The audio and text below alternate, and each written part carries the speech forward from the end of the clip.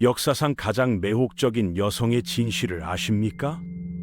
클레오파트라에 대한 당신의 모든 인식이 완전히 뒤바뀔 충격적인 이야기가 있습니다. 할리우드 영화 속 절세미인, 그것은 거대한 착각이었습니다. 진짜 클레오파트라는 당신이 상상하는 것과는 전혀 다른 인물이었거든요. 이제 그 놀라운 진실을 파헤쳐 보겠습니다. 먼저 가장 충격적인 사실부터 말씀드리겠습니다. 클레오파트라의 실제 외모는 현대인들이 생각하는 것과는 거리가 멀었어요. 당시 제작된 동전들을 살펴보면 그녀의 코는 상당히 돌출되어 있었고 턱선도 매우 뚜렷했습니다. 프랑스 철학자 파스칼이 클레오파트라의 코가 조금만 더 작았더라면 세계사가 완전히 달라졌을 것이라고 언급한 것도 바로 이런 특징 때문이었죠. 그리스 역사가 플루타르쿠스는 그녀의 외모는 특별히 뛰어나거나 범접할 수 없을 정도로 아름답지는 않았다고 명확히 기술했어요. 그렇다면 무엇이 그녀를 역사상 가장 유명한 여성으로 만들었을까요? 답은 바로 그녀의 지적 능력과 정치적 수완에 있었습니다. 클레오파트라는 당시로서는 놀라운 수준의 교육을 받았거든요.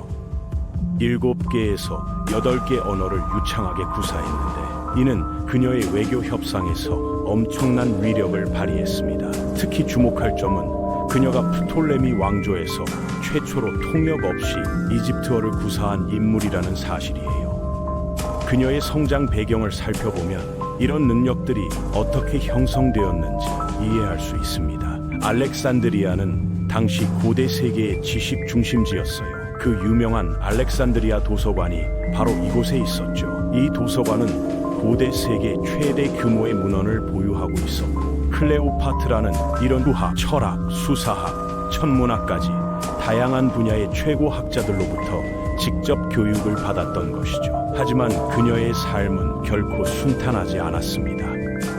알렉산더 대왕의 장군이 세운 프톨레미 왕조는 3세기 동안 가족 간의 결혼과 살인이 끊이지 않는 피비린내 나는 권력 투쟁 속에서 살아남아야 했거든요.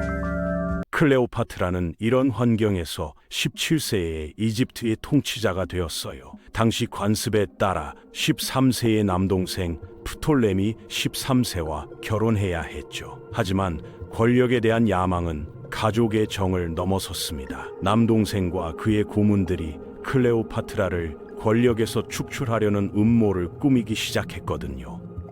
이때 클레오파트라가 보여준 정치적 감각은 정말 놀라웠습니다. 그녀는 일찍부터 로마와의 관계가 이집트 생존의 핵심이라는 것을 간파했어요. 로마 내전에서 율리우스 카이사르가 폼페이우스를 격파하고 알렉산드리아에 도착했을 때 프톨레미 13세의 고문들은 카이사르의 환심을 사려 폼페이우스를 암살했습니다. 며칠 후 카이사르가 알렉산드리아에 도착했을 때 이집트인들은 폼페이우스의 머리를 그에게 바쳤어요. 하지만 카이사르의 반응은 예상과 달랐습니다. 그는 이런 잔혹한 행위에 분노했고 폼페이우스를 암살한 고문들을 즉시 처형했어요.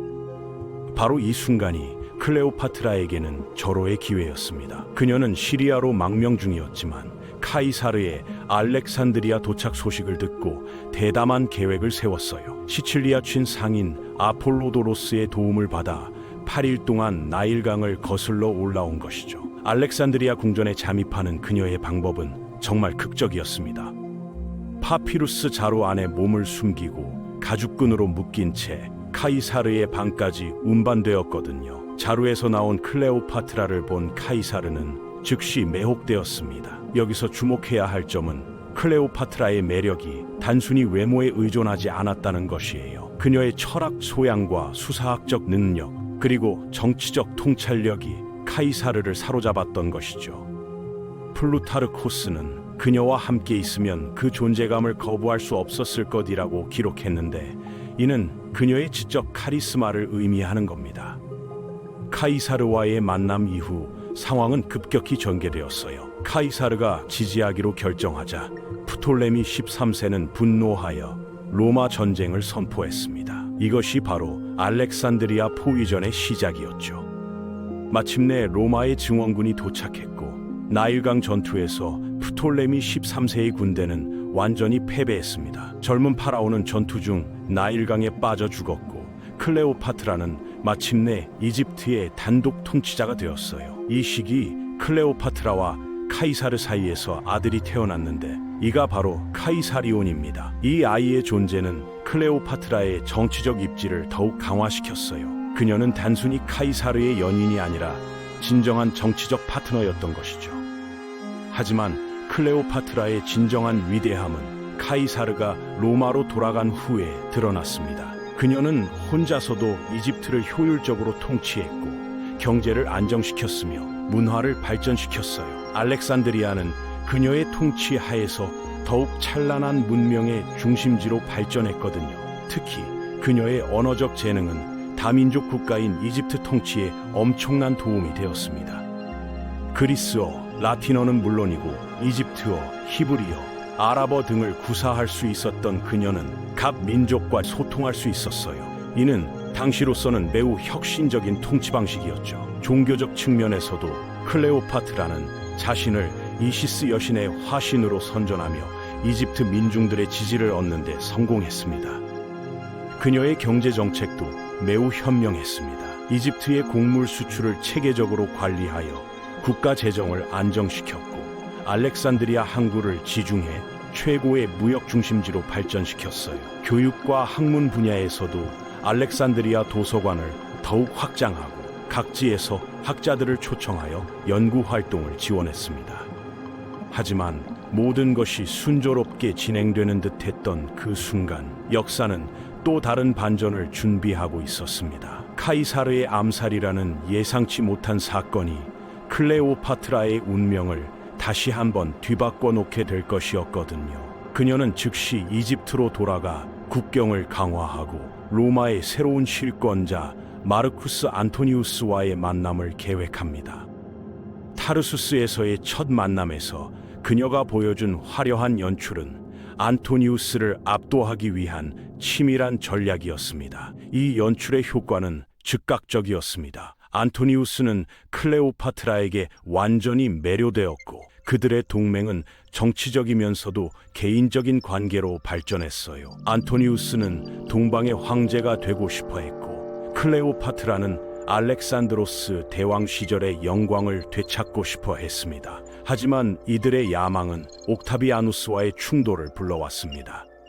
악티움 해전은 이런 갈등의 정점이었습니다. 기원전 31년 9월 2일 그리스 서해안에서 벌어진 이 해전에서 클레오파트라와 안토니우스 연합군은 패배했고 절망적인 상황에 놓였습니다. 마크 안토니우스가 자결한 후 클레오파트라는 옥타비아누스의 포로가 되어 로마 개선식에 끌려다니는 굴욕을 겪지 않기 위해 자살을 선택합니다.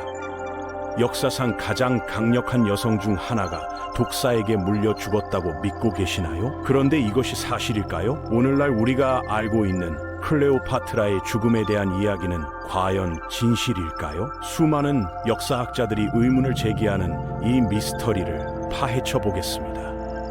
기원전 30년 8월 알렉산드리아의 한 궁전에서 클레오파트라가 숨진 채 발견되었습니다. 그런데 여기서 흥미로운 점이 있어요. 당시 목격자들의 증언을 보면 여왕의 얼굴에는 고통의 흔적이 전혀 없었다고 합니다. 오히려 평온한 미소를 띠고 있었다는 거죠. 독사에게 물려 죽었다는 전설적인 이야기. 과연 이것이 사실일까요? 현대 독성학자들은 이에 대해 회의적인 견해를 보이고 있습니다. 코브라나 독사에게 물린다면 극심한 고통과 함께 근육 경련, 호흡 곤란 등의 증상이 나타나게 되거든요. 하지만 클레오파트라의 시신에서는 이런 증상의 흔적을 찾을 수 없었습니다. 그렇다면 진실은 무엇일까요? 역사 기록을 자세히 살펴보면 놀라운 사실이 드러납니다. 클레오파트라는 마크 안토니우스의 죽음 이후 무려 9일 동안 생존했는데 이 기간 동안 그녀가 무엇을 했는지가 핵심입니다.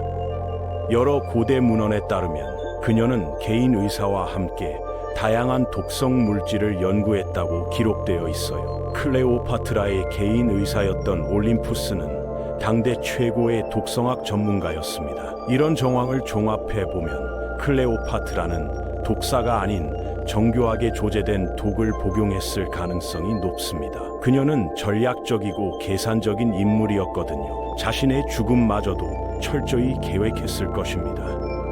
옥타비아누스는 클레오파트라를 살려두어 로마 개선식에서 그녀를 전리품으로 전시하려 했지만 클레오파트라는 이런 굴욕을 받아들일 수 없었습니다. 그녀는 이집트의 파라오로서 로마 시민들 앞에서 사슬에 묶인 채 끌려다니는 것은 상상할 수도 없는 치욕이었습니다.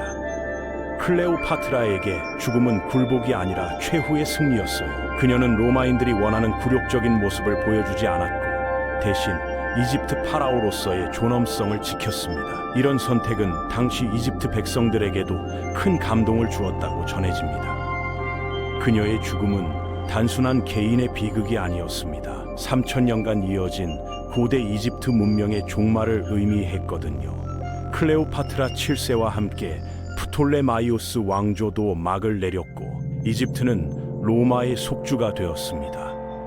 하지만 클레오파트라의 유산은 죽음과 함께 사라지지 않았습니다. 그녀의 이야기는 후대의 예술가들에게 끊임없는 영감을 주었어요. 셰익스피어부터 현대 할리우드까지 그녀는 여전히 매혹적인 캐릭터로 등장하고 있죠.